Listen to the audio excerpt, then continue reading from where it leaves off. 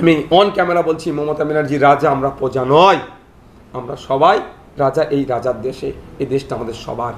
আমরা ভোট দিয়ে মমতা ব্যানার্জিকে 5 বছরের জন্য মুখ্যমন্ত্রীর সিটে বসিয়েছি, পরিচালনার দায়িত্ব দিয়েছি, দ্যাটস অল। এর বাইরে আর কিছু নয়। আমরা চাইলে আগামী 5 বছরে মমতা ব্যানার্জির জায়গায় XYZকে আবার মুখ্যমন্ত্রীর দায়িত্ব বসাতে পারবো, বা তাদের তৃণমূলকে রাজ্য পরিচালনার দায়িত্ব দিতে পারবো। এটা জনগণ। সুতরাং এই গণতান্ত্রিক রাষ্ট্রে, ধর্মনিরপেক্ষ রাষ্ট্রে জনগণই শেষ কথা বলবে। ধমকে চমকে আমাদের এই ধর্ণামঞ্চকে করতে পারবে না। আমরা ধর্ণামঞ্চের স্থলে আবার চলে গিয়েছিলাম। আমাদের নেতৃত্ব যারা ছিলেন তারা, আমারও শারীরিকভাবে অসুস্থ, আমাকেও ডক্টরের সাথে কনসার্ন নিয়েছি, আমাকে ডক্টর দেখাতে হবে। আবার আমার যিনি ফ্যামিলি ডক্টর আছে তার সাথে কথা বলবো। আমরা আজকেও আমাদের একটা মিটিং আছে, মিটিং করে আমরা ফার্দার কি পরিকল্পনা আছে সেটা ঘোষণা করব। তবে একটা কথা আমি বলে দিচ্ছি আপনাদেরকে, আমরা কলকাতাতে ওয়াকাফ আর সহ ফেক ST/SC সার্টিফিকেট, এই যে বিষয় নিয়ে আমরা ধর্নায় বসেছি, আমরা বসবো। কোনো রাষ্ট্রশক্তি আমাদের গণতান্ত্রিক, আমাদের ডেমোক্রেটিক এক্সারসাইজকে কেউ নষ্ট করতে পারবে না। পূর্ণ মর্যাদা দিয়ে একজন দেশবাসী হিসাবে, দায়িত্বশীল নাগরিক হিসাবে আমরা কলকাতাতে ওয়াকাফ সংশোধনী আইন 2025কে বাতিল করার জন্য যেভাবে ফেক ST/SC সার্টিফিকেটের রমরমা হয়ে যাচ্ছে, আপনারা শুনলে অবাক হবেন। সারা পশ্চিমবাংলায় মনে হয় 1 কোটি SC সমাজের মানুষ আছে কি জানা নাই, কিন্তু 1.5 কোটি SC সার্টিফিকেট প্রোভাইড অলরেডি হয়ে গেছে। অর্থাৎ যারা নন ST তারাও ST সার্টিফিকেট নিয়ে ST কোটায় যে সুবিধাগুলো আছে সেগুলোকে ভোগ করছে। এটা তো অনৈতিক। কদিন আগে একটা সোশ্যাল মিডিয়ায় খুব ভাইরাল হয়েছিল, মুসলিম সম্প্রদায়ের মানুষ ST রিজার্ভেশন এতে চাকরি করছে। কেন করবে? ব্যানার্জি টাইটেল ST কোটায় চাকরি করছে, দাস টাইটেল ST কোটায় চাকরি করছে। এই যে ফেক ST সার্টিফিকেটের রমরমার জন্য SC ঠিক একইভাবে উচ্চবর্ণের মানুষ SC কোটায় চাকরি করছে। এই ধরনের অনেক জ্বলন্ত উদাহরণ আছে। তো এইগুলো বাতিল করতে হবে। এই নিয়ে OBC নিয়ে যে জলঘোলা চলছে, আজকে যদিও কোর্টের অর্ডার হয়েছে, জয়েন্টের রেজাল্ট পাবলিশ হচ্ছিল না। এই জটিলতা নিয়ে, এই জটিলতা কেন হবে? OBC নিয়ে মুসলিম হিন্দুদের মধ্যে একটা ভেদাভেদ তৈরি করা হচ্ছে। আমরা ওরা হচ্ছে। আর আমরা কি বলছি, যে সায়েন্টিফিক ওয়েতে ব্যাকওয়ার্ড ক্লাসেস অ্যাক্ট যেটা আছে সেটাকে মান্যতা দিয়ে প্রকৃত, সে হিন্দু হতে পারে, মুসলমান হতে পারে, যারা ইনক্লুড হচ্ছে তাদেরকে OBCর মধ্যে রাখা হোক। যে 17% রিজার্ভেশন আছে 10 আর 7, সেটা ঠিকঠাক করা হোক। রাজ্য সরকার নতুন যে OBC লিস্ট বার করেছে, চরম অন্যায় কাজ করেছে। OBC A থেকে OBC B-তে পাঠিয়েছে। শেরশাবাদিয়া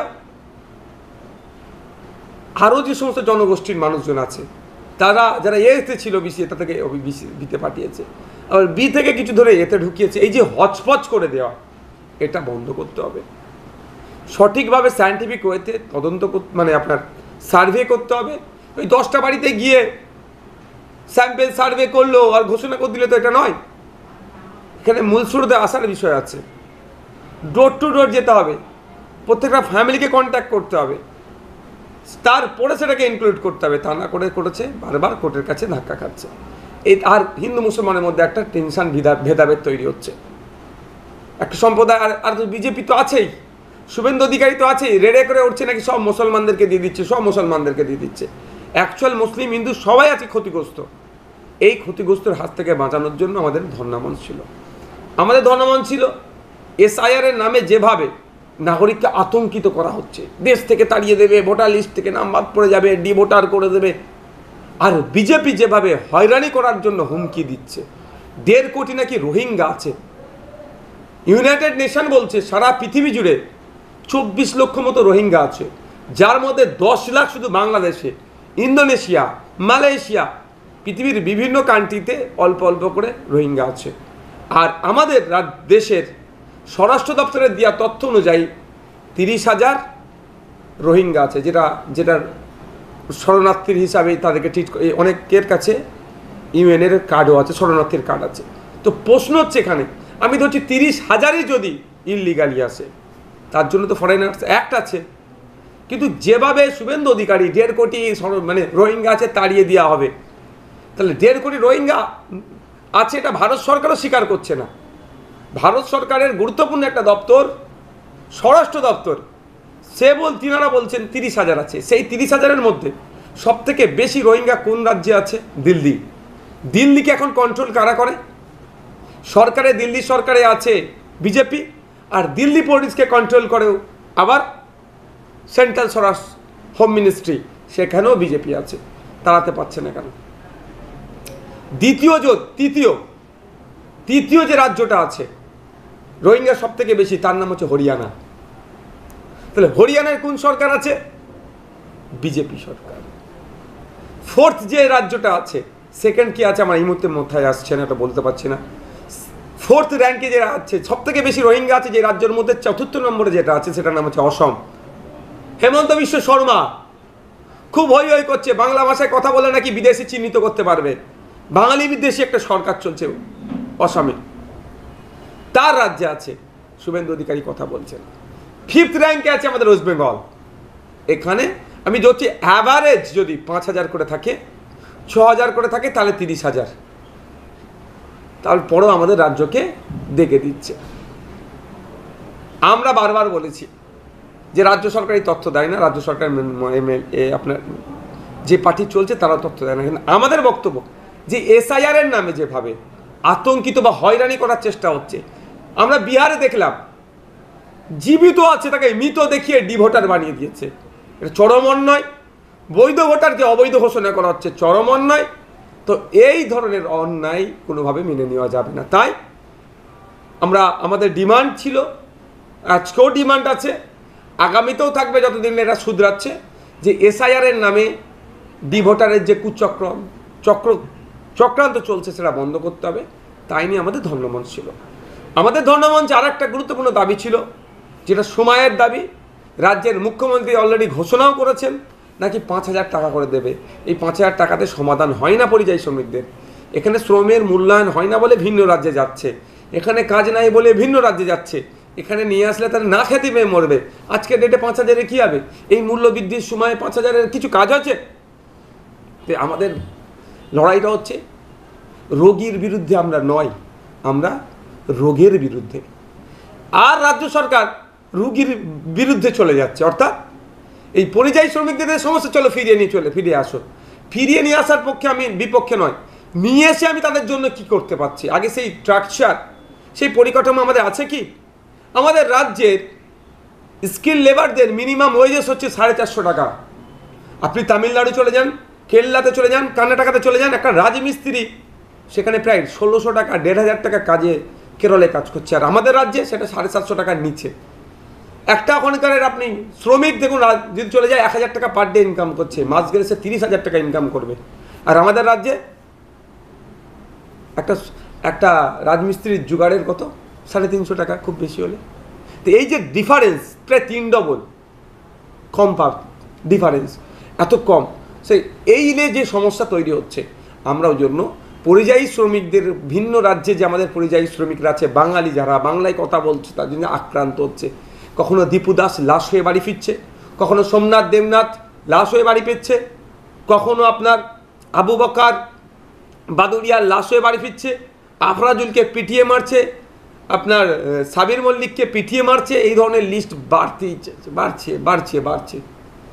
এটা যাতে না হয়, আমাদের রাজ্যের পরিযায়ী শ্রমিকরা ভিন্ন রাজ্যে কাজ করছে, তাদের উপর অত্যাচার জুলুম যেটা হচ্ছে বন্ধের জন্য আমাদের এই ধর্ণামঞ্চটা ছিল। Right of movement, freedom of movement, আমার রাইট আছে ভারতবর্ষের যে কোনো জায়গায় আমি ঘুরতে পারি, ভারতে হিসাবে থাকতে পারি, ঘুরতে পারি। হ্যাঁ, কিছু সংরক্ষিত এলাকা আছে সেইগুলো ছাড়া। কিন্তু সেটা আজকে কেন্দ্রের বিজেপি সরকার ক্ষমতায় আসার পর থেকে আর ম্যাক্সিমাম বিজেপি পরিচালিত রাজ্যগুলোতে এই মুভমেন্ট, এই রাইটকে কেড়ে নেওয়া হচ্ছে। এর প্রতিবাদে আমরা ধর্ণা করতে চেয়েছিলাম, শান্তিপূর্ণ ধর্ণা। এক কথায় আমার উপর অত্যাচার হচ্ছে, আমি ST, আমি OBC, আমি SC, আমি পরিযায়ী শ্রমিক, আমি আতঙ্কিত একটা ভোটার, আমাকে হয়রানি করতে পারে। আমার এই যে দমনপীড়ন হচ্ছে, এটার জন্য আর আমার মাদ্রাসা মসজিদের জায়গা কেড়ে নেওয়ার অপচেষ্টা চলছে। আমি একটু শান্তিপূর্ণভাবে ধর্ণা মঞ্চে বসতে চাইছি। যে ধর্ণা মঞ্চে আমরা কত 50-100 জন থাকবো, একসাথে একটু আমাদের ক্ষোভটা শান্তিপূর্ণভাবে আমরা প্রকাশ করব। সাথে সাথে বুকের ভেতরে অনেক ব্যথা যন্ত্রণা, আমরা একটু কাঁদবো। রাজ্য সরকার, মমতাময়ী রাজ্য সরকার, সংখ্যালঘু দরদি রাজ্য সরকার, আদিবাসী দরদি রাজ্য সরকার, পরিযায়ী শ্রমিক দরদি রাজ্য সরকার, পশ্চিমবাংলার দলিত প্রেমী রাজ্য সরকার, পশ্চিমবাংলা প্রেমী রাজ্য সরকার, বাংলা প্রেমী রাজ্য সরকার আমাদেরকে সেই একটু কাঁদার জায়গাটুকু দিচ্ছে না। আমাদেরকে তুলে নিয়ে গিয়ে জেলের মধ্যে রাখছে। বিচারপতি সাহেব তিনি নিশ্চিতভাবে অবজারভেশন করেছেন এবং আমাদের নামে যে অভিযোগগুলো আসছে সেগুলো খতিয়ে দেখেছেন। আপনাদের একটা কথা বলি, কেউ বলছে 500 টাকা জামিনে, কেউ বলছে 2000 টাকা, সম্পূর্ণ ভিত্তিহীন কথা। পিআর বন্ডে আমাদের জামিন হচ্ছে, আমাদের একটা টাকাও জজ স্যার জামিনের জন্য চাননি, দিতে বলেননি। অর্থাৎ আমরা যে শান্তিপূর্ণ মিছিল করছিলাম, আমাদেরকে বরঞ্চ উল্টে জজ সাহেব ওখানে প্রশ্ন করেছেন যে ওখানে কি 144 ছিল, উত্তর দিতে পারেনি। ও আরও কিছু প্রশ্ন করেছেন, সবটা আমি বলছি না, কোর্টের ইনসাইডের ম্যাটার, আমি তো উত্তর দিতে পারেনি। আমরা জামিন পেয়ে এসেছি, আমাদের লড়াই চলবে। আমাদের বলার প্রশ্ন এটা, আমাদের যে যে ডিমান্ড নিয়ে আমাদের প্রতিবাদ ছিল, ম্যাক্সিমাম বিজেপির বিরুদ্ধে, ম্যাক্সিমাম কেন্দ্র সরকারের বিরুদ্ধে, তারপরও রাজ্য সরকার কেন এত তৎপরতা দেখাচ্ছে, এটা আমাদেরকে বুঝতে হবে। এরা বলছে ওয়াকাপ নিয়ে চিন্তা নেই, ওয়াকাপ রাজ্যতে লাগু হতে দেবো না। তাহলে আমরাও বলছি ওয়াকাপ রাজ্যতে, আমরা দেশে লাগু হতে দেবো না ওয়াকাপ নতুন আইন, বাংলাদেশে তো হতে দেবও না, দেশও হতে দেবো না। তাহলে তো তৃণমূলের যে পশ্চিমবাংলা সরকার চলছে, উচিত তো আমাদেরকে পুলিশ প্রোটেকশন দিয়ে আরও সুস্থভাবে আমাদের প্রোগ্রামটা করতে দেওয়া। আর এটা আইএসএফের রাজনৈতিক কর্মসূচি একার ছিল না, পশ্চিমবাংলার বিভিন্ন সামাজিক সংগঠন আর অনেক রাজনৈতিক সংগঠন মিলে আজকে একটা, গতকালকে একটা আমাদের এটা গত পরশু আমাদের একটা আন্দোলন ধর্নামন ছিল, এখানে করতে দিচ্ছে না কেন, এটাই বুঝতে হবে। পশ্চিমবাংলা যদি ওয়াকাপ বিরোধী আন্দোলন শক্তিশালী হয়, দিল্লির ওয়াকাপ বিরোধী আন্দোলন অক্সিজেন পাবে, মহারাষ্ট্রের ওয়াকাপ বিরোধী আন্দোলন অক্সিজেন পাবে, উত্তরপ্রদেশের ওয়াকাপ বিরোধী আন্দোলন অক্সিজেন পাবে, ঝাড়খণ্ডের ওয়াকাপ বিরোধী আন্দোলন অক্সিজেন পাবে, বিহারে নির্বাচন আসছে সেখানেও মানুষজন অক্সিজেন পাবে, অসমের ওয়াকাপ বিরোধী আন্দোলন অক্সিজেন পাবে। আর যত অক্সিজেন পাবে তত বিজেপি দুর্বল হবে, যা দুর্বল আছে আরও দুর্বলতম হয়ে যাবে, অবিজেপি শক্তির উত্থান হবে। তৃণমূলের জন্য ভয় পাচ্ছে, যদি অবিজেপি শক্তির উত্থান হয় তাহলে বিজেপি তৃণমূলের চোর ডাকাতগুলোকে, যেগুলোকে এখনো ধরেনি, ভোট আসলে ওদের ধরার নাটক করতে পারে বাইনারি তৈরি করার জন্য, এখনো যাদেরকে ধরেনি বা যাদের এখন শাস্তি হয়নি, এই যারা বিভিন্ন স্ক্যামের সাথে যুক্ত আছে, তাহলে নতুন সরকার আসলে তাহলে এদের ঘাড় ধরে জেলে ভরে দিতে পারে। তখন আরএসএসের কথা নাও শুনতে পারে নতুন সরকার, এখন যেমন আরএসএসের কথা বিজেপি শোনে। তো সেই জন্য এইখানে আন্দোলনকে গৌরাতি নষ্ট করতে চাইছে, এখানে আন্দোলনে দানা বাঁধতে দিচ্ছে না। যে আন্দোলন পশ্চিমবাংলায় দানা বাঁধলে ভারতবর্ষের প্রত্যেকটা প্রান্তে আন্দোলনের ঝাঁস ছড়িয়ে পড়বে, অবিজেপি শক্তিগুলো আরও শক্তিশালী হবে, তারা বিজেপির বিরুদ্ধে আরও সোচ্চার হবে, এটা করতে দিচ্ছে না। তবে এই